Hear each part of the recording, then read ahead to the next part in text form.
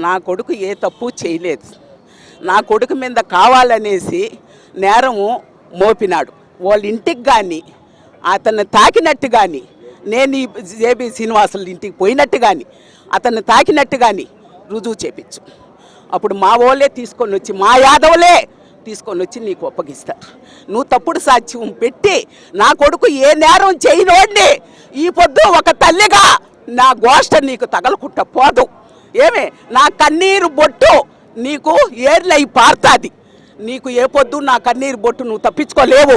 శ్రీనివాసులు నువ్వు అబద్ధం కేసు పెట్టి నన్ను నా కొడుకుని ఇరికిచ్చి ఏమే ఇట్లా మాదిగా పాత కచ్చిలంతా పెట్టుకొని ఎప్పుడో మా యాదవుల్ని తిట్టినావు. అది నా కొడుకు అడిగినాడని ఈ పొద్దు నా కొడుకుని నువ్వు ఇంత పని చేసినావు. ఏమే నీకు ఒక తల్లి తండ్రి ఉంటే, నువ్వు తల్లి తండ్రికి పుట్టినోడు అయితే నువ్వు వచ్చి నిజం చేయి. నా కొడుకు కాణిపాకంలో చేసినాడు.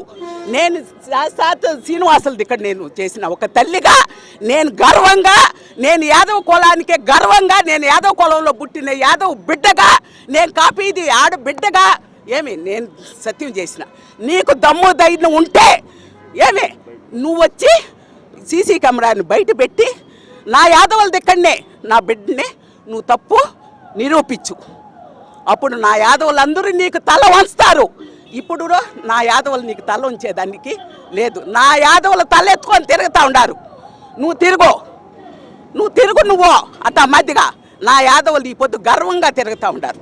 నా బిడ్డని ఏమే లేని దాంట్లో ఇరికిచ్చి నువ్వు సీసీ కెమెరా చూపిమంటే ఆ రోజే లేదు సీసీ కెమెరా అంటావు. ఏమే దాడి చేసినాడు అని అంటావు. ఫస్ట్ లేని రోజు లేని కట్టు, రెండో రోజు లేని కట్టు, మూడో రోజు నీకు ఎట్టొచ్చేసింది కట్టు. అంటే మీరే కోసుకున్నారా?